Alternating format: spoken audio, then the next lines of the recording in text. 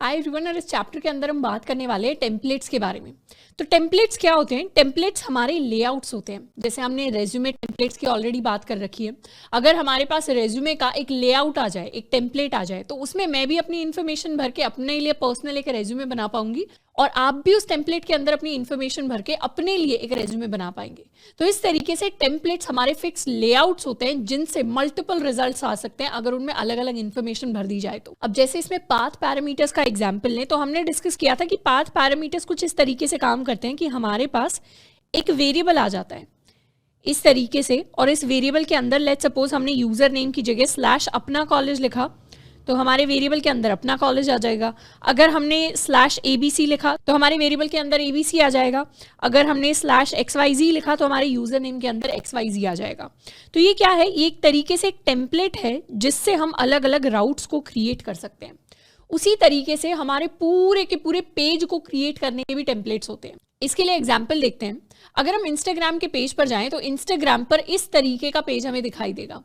कोई भी इंस्टाग्राम का जो पेज होता है, अगर हम उसे अपने ब्राउजर की विंडो पर खोलें तो यहाँ पर हमें यूजर नेम दिखाई देगा, फिर हमें फॉलो और मैसेज के बटन्स दिखाई देंगे, फिर हमें फॉलोअर्स का फॉलोइंग का काउंट दिखाई देगा एंड नीचे की साइड हमें पोस्ट दिखाई देंगे। अब उसके साथ में अगर लेट्स सपोज हम किसी और कंपनी का इंस्टाग्राम पेज खोलते हैं तो वहां पर भी सिमिलर फॉर्मेट होगा, यानी ऊपर नाम लिखा हुआ है, फिर 2 बटन्स बने हुए हैं, उसके बाद फॉलोअर्स फॉलोइंग काउंट है, फिर कुछ डिस्क्रिप्शन है, उसके बाद नीचे की तरफ हमें पोस्ट दिखाई देंगे। अगर एक और कंपनी का इंस्टाग्राम हम खोलें तो वहां पर भी सेम लेआउट फॉलो हो रहा होगा कि ऊपर नाम होगा, फिर फॉलो मैसेज के बटन्स होंगे, उसके बाद फॉलोअर्स फॉलोइंग के काउंट होंगे, नीचे की तरफ पोस्ट दिखाई देंगे। तो इंस्टाग्राम के ऊपर तो इतने सारे अकाउंट्स हैं, क्या हर एक अकाउंट के लिए अलग HTML पेज क्रिएट किया गया है? तो उसका जवाब होगा बिल्कुल भी नहीं। एक्चुअली जब भी वेबसाइट्स के अंदर सिमिलर लेआउट बहुत बार यूज होता है तो हम उस लेआउट को बार बार नहीं क्रिएट करते, मतलब उस लेआउट को बार बार हम HTML की फॉर्म में HTML फाइल्स नहीं बना रहे होंगे। हम क्या करेंगे, एक बार उसका एक सिंगल टेम्पलेट बना लेंगे और जब भी किसी को नया इंस्टाग्राम का पेज चाहिए होगा उसे वो सेम टेम्पलेट दे देंगे। यानी टेम्पलेट को हम एक ब्लूप्रिंट की तरह समझ सकते हैं।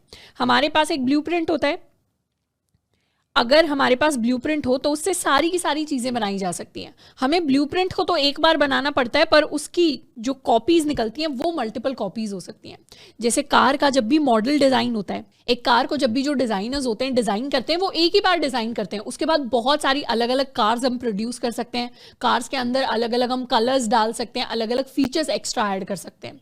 तो वही सिमिलर मतलब है यहाँ पर टेम्पलेट्स का कि हम बेसिकली एक लेआउट, एक ब्लूप्रिंट प्रिपेयर कर लेंगे कि हमारा पेज कैसा होना चाहिए और उस पेज से फिर हम मल्टीपल अलग अलग पेजेस निकाल लेंगे जो रियल टाइम में यूज होते हैं। तो हमें अलग से थाउजेंड्स, लैक्स, करोर्स ऑफ अलग से HTML पेजेस बनाने की जरूरत नहीं पड़ेगी, चाहे ही हमारे यूजर्स थाउजेंड्स एंड लैक्स हो।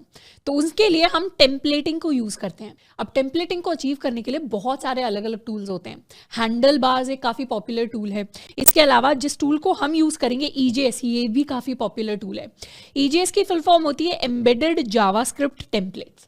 तो EJS को यूज करने के हमारे 2 मेजर रीजन है। सबसे पहला, ये काफी पॉपुलर टूल है टेम्पलेटिंग के लिए, एंड दूसरा रीजन, ये जावास्क्रिप्ट के अंदर ही है, मतलब सिर्फ जावास्क्रिप्ट को यूज करके ही हम काफी सारी चीजें अचीव कर लेंगे।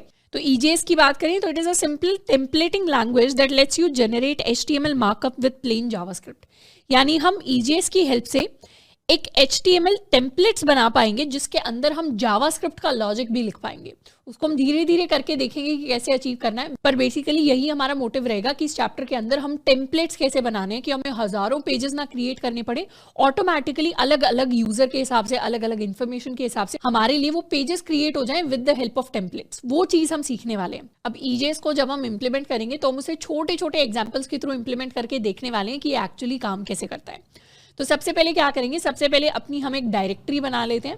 हमने EJS डायरेक्टरी नाम से एक डायरेक्टरी बनाई है और टर्मिनल के अंदर हम इसी डायरेक्टरी के अंदर है। तो सबसे पहले इसमें अपनी package.json को इनिशियलाइज कर लेते हैं npm init, और npm init के साथ हम -y वाला फ्लैग यूज कर लेते हैं। तो बेसिकली सारे के सारे ऑप्शंस हमारे लिए डिफॉल्ट सेट हो जाते हैं। एंटर करेंगे तो एक बार में हमारी package.json क्रिएट हो जाएगी। इसमें ये सारी चीजें हैं। हम चाहे तो और चीजें यहाँ पर ऐड कर सकते हैं, हम चाहे तो चेंजेस कर सकते हैं, जैसे ऑथर के अंदर मैंने लिख दिया श्रद्धा। इसके साथ साथ हम यहाँ इंस्टॉल कर सकते हैं अपने एक्सप्रेस को। एक्सप्रेस हमने इंस्टॉल कर लिया। नोड मॉड्यूल में अब काफी सारी चीजें आ गई हैं, इसे कर लेते हैं क्लियर।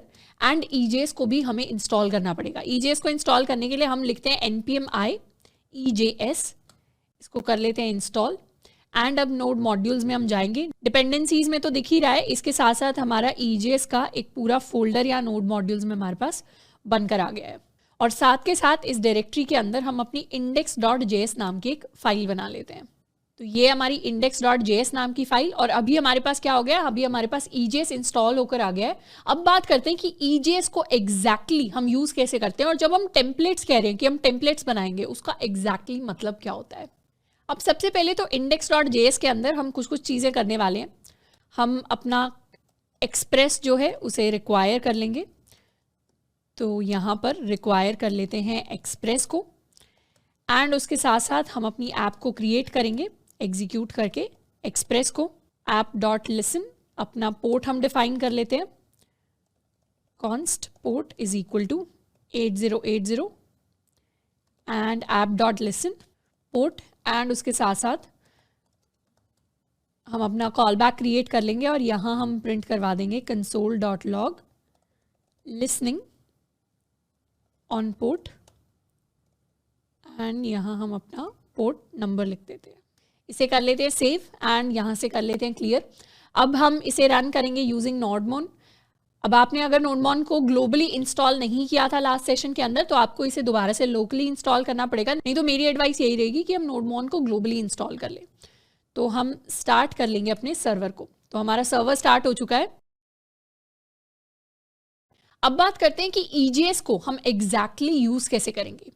EJS को यूज करने के लिए हमें अपने कोड के अंदर कुछ लाइनें लिखनी पड़ेंगी। यानी हमें एक लाइन लिखनी पड़ती है app.set view engine EJS।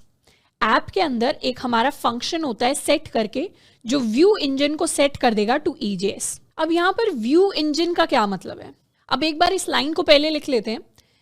यहाँ सबसे ऊपर हम सेट कर सकते हैं कि app.set, हम अपने व्यू इंजन को सेट कर रहे हैं टू EJS। इसको कर लेते हैं सेव। अब एक चीज आपने यहाँ पर नोटिस की होगी कि जैसे हमने रिक्वायर किया है अपने एक्सप्रेस को, क्योंकि एक्सप्रेस एक पैकेज था, पर EJS भी तो एक पैकेज है, उसे हमने क्यों नहीं रिक्वायर किया, क्योंकि EJS को automatically express by default internally require कर लेता है। तो इसीलिए हमें EJS को दोबारा से जाके रिक्वायर करने की जरूरत नहीं, क्योंकि एक्सप्रेस ने उसे इंटरनली कर लिया है रिक्वायर। इसीलिए डायरेक्टली यहाँ पर हम EJS को यूज कर रहे हैं। अब app.set का क्या काम होता है, app.set कई सारी डिफरेंट चीजें सेट करने के काम आता है ये फंक्शन। एंड इसके अंदर एक चीज जो हम सेट कर सकते हैं वो है हमारा व्यू इंजन। व्यू कहने का मतलब है यहाँ पर, व्यू का मतलब जब भी हम व्यू वर्ड सुने तो इससे हम इमेजिन कर सकते हैं कि हम अपने टेम्पलेट्स की बात कर रहे हैं। तो हमारा टेम्पलेट इंजन क्या होगा, टेम्पलेट इंजन से हम इमेजिन कर सकते हैं कि वो चीज, वो पैकेज जो हमारे व्यूज को या हमारे टेम्पलेट्स को क्रिएट करने के काम आएगा, उनको रेंडर करने के, दिखाने के काम आएगा, वो होने वाला है हमारा EJS। तो व्यू इंजन हमारा EJS सेट हो गया। अब एक बार अपने लिए app.get कर लेते हैं। गेट रिक्वेस्ट अगर हमारे रूट पर आती है तो हम अपने रिक्वेस्ट एंड रिस्पॉन्स वाले कॉल बैक के अंदर चले जाएंगे, और सबसे पहले तो इसे टेस्ट कर लेते हैं कि यहाँ हम response.send कर देते हैं, दिस इज रूट। इसको कर लेते हैं या इसे होम कह देते हैं, सेव। अब जैसे ही हम अपने लोकल होस्ट 8080 पर कॉल लगाएंगे तो यहाँ पर हमारे पास आ गया प्रिंट होकर दिस इज होम, यानी हमारा सर्वर हमने अच्छे से सेट कर लिया है। अब EJS क्या करता है, EJS की हेल्प से हम रिस्पॉन्सेज को सेंड नहीं करते, हम रिस्पॉन्सेज को रेंडर करते हैं। यहाँ पर क्या वर्ड है EJS के यूज में कि हम रिस्पॉन्सेज को रेंडर करते हैं। रेंडर करने का क्या मतलब होता है, रेंडर करने का मतलब होता है फाइल्स को भेजना। रिस्पॉन्सेज जब हम सेंड कर रहे थे तो सेंड में हम क्या क्या कर रहे थे, हम अपनी कोई भी स्ट्रिंग है जिसे भेज सकते हैं, हम अपना कोई भी एरे है जिसे भेज सकते हैं, हमारी कोई बूलियन वैल्यू है, या हमारे पास कोई ऑब्जेक्ट है जिसे हम सेंड कर सकते हैं, या डायरेक्ट हम HTML को भेज सकते हैं। पर हमें किसी बड़ी सी फाइल को भेजना हो तो, क्योंकि हर बार response.send के अंदर हम बड़ा सा HTML का code with CSS with JavaScript इतनी सारी चीजें तो लिख नहीं सकते। तो अगर हमें किसी फाइल को भेजना होता है, किसी HTML कोड को भेजना होता है इन the form of a file, उसके लिए हम response.render को यूज करते हैं। और response.render के अंदर हम कोई नॉर्मल फाइल नहीं भेजते, हम अपनी एक EJS फाइल को भेज रहे होंगे। अब सबसे पहले तो EJS फाइल्स को क्रिएट कर लेते हैं। हम क्या करेंगे, अपने ईजेस डायरेक्टरी के अंदर ही एक और फोल्डर बनाएंगे व्यूज नाम से। अब बाय डिफॉल्ट जब भी हम एक्सप्रेस के अंदर व्यू इंजन को यूज करते हैं तो व्यू इंजन एक्सपेक्ट करता है कि हमारे जितने भी व्यूज हैं, यानी हमारे जितने भी टेम्पलेट्स हैं, जो हमारे ईजेस टेम्पलेट्स बनेंगे, वो सारे के सारे एक व्यूज नाम के फोल्डर में होने चाहिए। बाय डिफॉल्ट एक्सप्रेस इसी व्यूज वाले फोल्डर को ढूंढेगा हमारे टेम्पलेट्स को रेंडर करने के लिए। अब हम चाहें तो डिफॉल्ट फोल्डर का नाम व्यूज से कुछ और भी सेट कर सकते हैं, पर जनरली हम इसे व्यूज ही रखते हैं। तो व्यूज वाले फोल्डर के अंदर हम सारे के सारे अपने व्यूज यानी टेम्पलेट्स को स्टोर कराएंगे। अब टेम्पलेट्स कैसे क्रिएट करते हैं, हम ईजेस के टेम्पलेट्स क्रिएट करेंगे, यानी हम एक टेम्पलेट को नाम दे सकते हैं home.ejes। और ये home.ejes क्या होने वाला है, बेसिकली इसके अंदर हम अपना HTML जावास्क्रिप्ट का मिक्स एक कोड क्रिएट करेंगे इन the form of a template. अब उसके लिए जनरली हम शुरुआत कर सकते हैं बेसिक HTML के साथ। तो हमने क्या किया, home.ejes नाम की फाइल बनाई। .ejes से पता चल रहा है ये ejes का एक टेम्पलेट है, और इस फाइल के अंदर हम अपना HTML का कोड ही लिखते हैं, यानी ये पूरी की पूरी फाइल रेंडर हो जाएगी जाकर। इसको हम नाम दे सकते हैं होम पेज, एंड यहां हम अपने प्रॉपर टैग्स बना सकते हैं H1, this is the home page.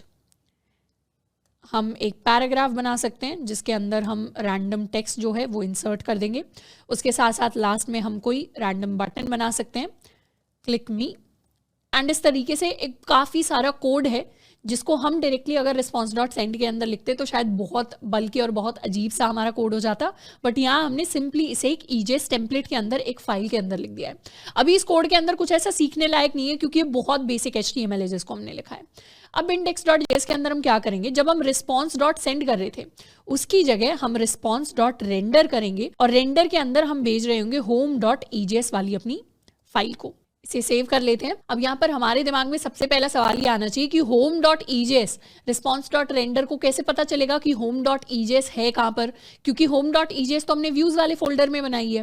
तो इसका जवाब ये कि एक्सप्रेस बाय डिफॉल्ट जब हम response.render को कॉल लगाएंगे तो व्यूज वाला फोल्डर ढूंढेगा और व्यूज वाले फोल्डर के अंदर जाकर होम को सर्च करेगा। अब यहाँ पर अगर हम .ejes ना लिखें तो भी चल जाएगा, यानी तो भी हमारा कोड रन करेगा, और हमने .ejes लिखा है तो भी कोड रन करेगा। तो अभी के लिए home.ejes हमने लिख लिया है, और बाय डिफॉल्ट डायरेक्टरी का नाम हम यहाँ पर इसलिए नहीं लिख रहे क्योंकि एक्सप्रेस हमारी व्यूज डायरेक्टरी के अंदर ही जाकर चेक करेगा। अब हम अपने लोकल होस्ट 8080 को रिफ्रेश कर लेते हैं, और इस बार क्या हुआ, इस बार पूरा का पूरा HTML पेज हमें दिखाई दे रहा है। तो बेसिकली हमारा पूरा का पूरा टेम्पलेट था जिसे एक्सप्रेस ने अब रेंडर करा दिया instead of just sending small data. अब यहाँ पर अगर हम .ejes को हटा दें, सेव करें, रिफ्रेश करें, तो भी हमारा पूरा कोड काम करेगा रिफ्रेश करने पर, क्योंकि .ejes से फर्क नहीं पड़ता। बेसिकली एक्सप्रेस हमारे नाम के बेसिस पर सर्च करता है हमारी व्यूज डायरेक्टरी के अंदर। अब इसके साथ साथ ejes को तो हमने इंस्टॉल किया ही था, साथ के साथ हमारी एक एक्सटेंशन होती है EJS नाम से, ये वाली हमारी एक्सटेंशन है EJS लैंग्वेज सपोर्ट नाम से। इस एक्सटेंशन को हम चाहे तो इंस्टॉल कर सकते हैं। इससे आगे जाकर EJS का जो कुछ कुछ सिंटैक्स होता है वो हमारे लिए हाईलाइट होकर आ जाएगा और थोड़ी सी हेल्प हो जाएगी।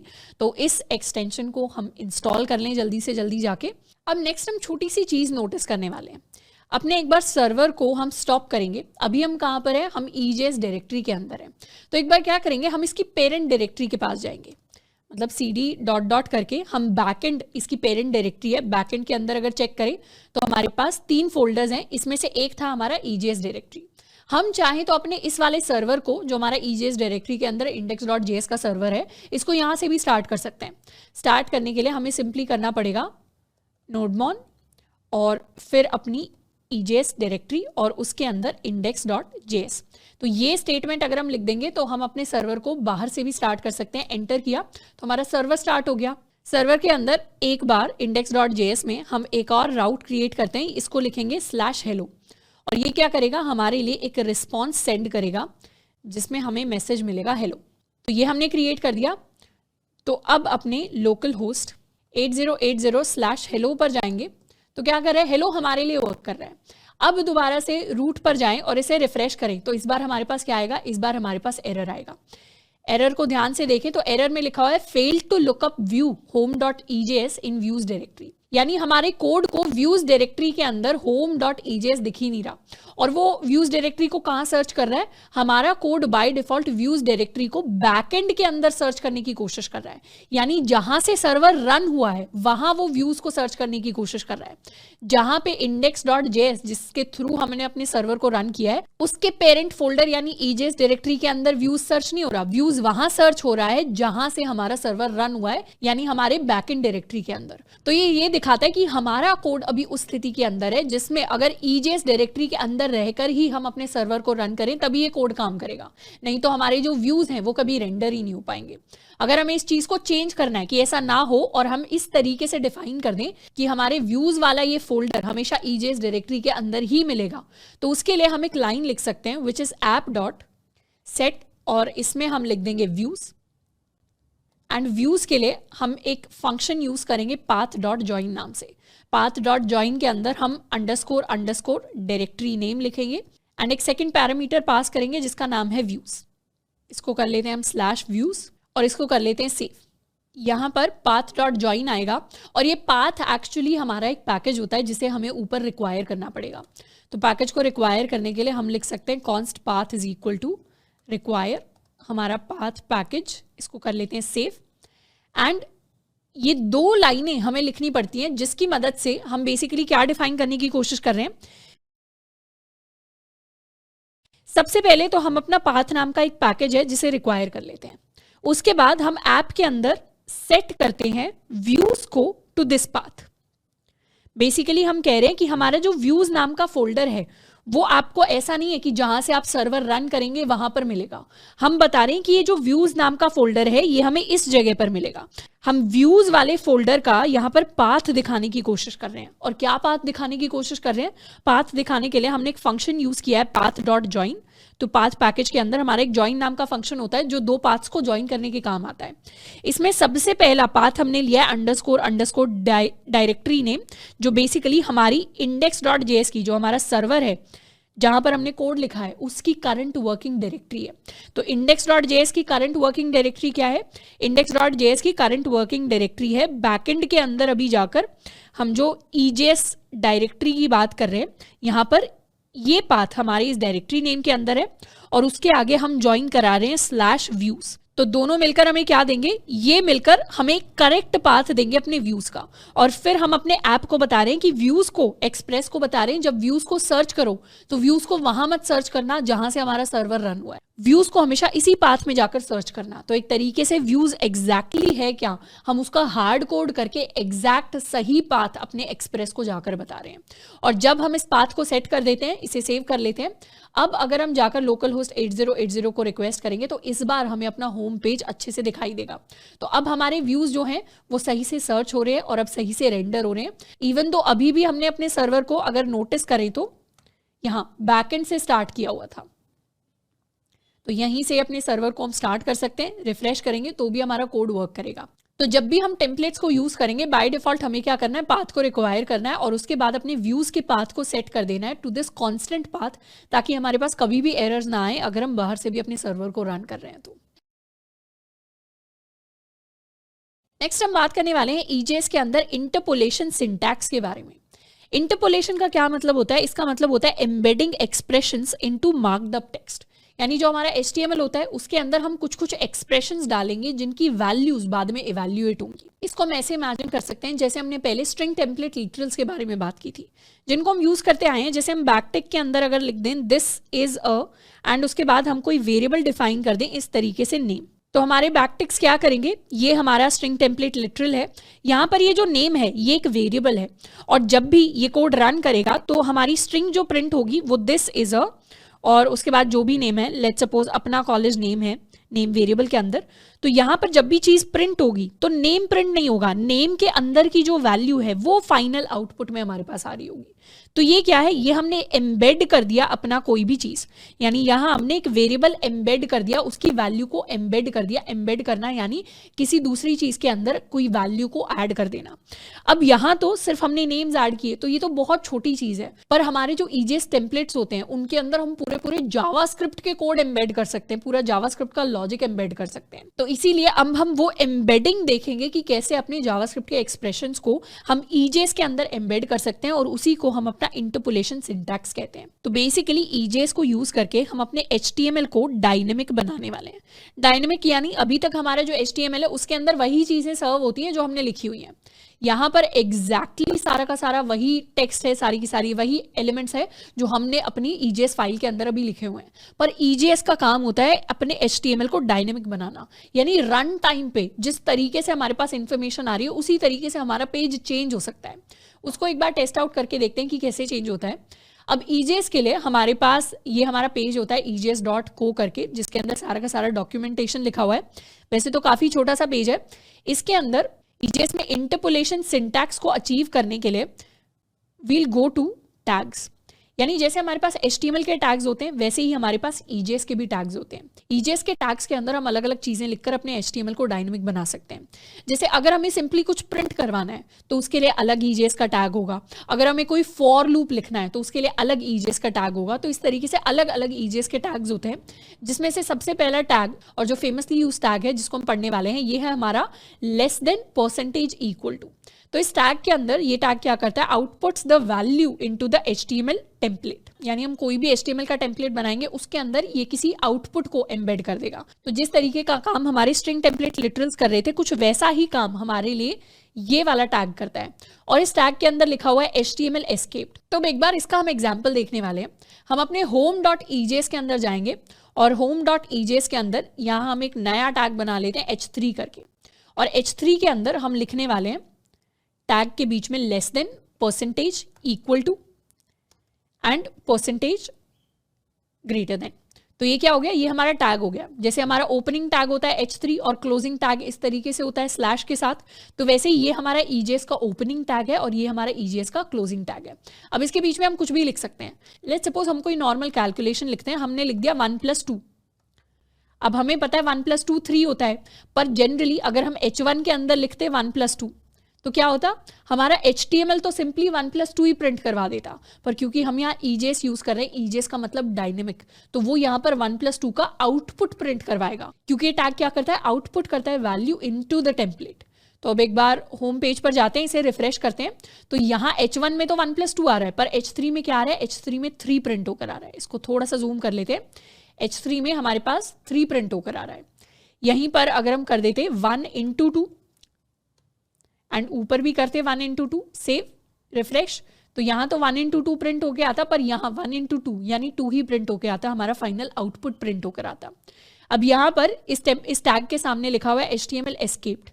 escaped का मतलब होता है कि जो फाइनल आउटपुट आएगा वो in the form of a string ही आएगा। मतलब अगर हम इस टैग को कहीं भी लिखते हैं और इसके अंदर कोई एक्सप्रेशन होता है तो उस एक्सप्रेशन का फाइनल रिजल्ट कोई HTML स्ट्रिंग होगी।